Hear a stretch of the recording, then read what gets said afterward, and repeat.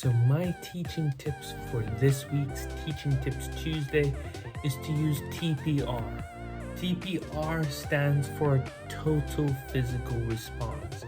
And what that means is to use things that are physical, real things.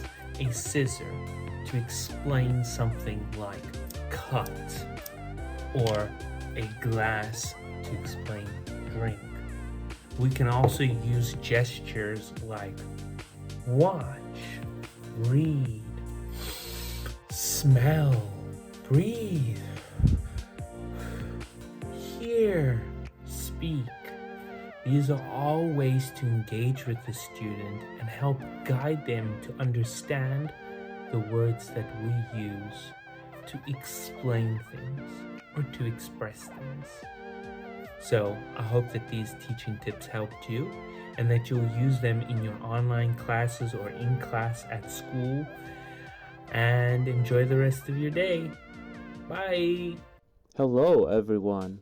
If you like this video, don't forget to like, subscribe, and smash that bell notification button.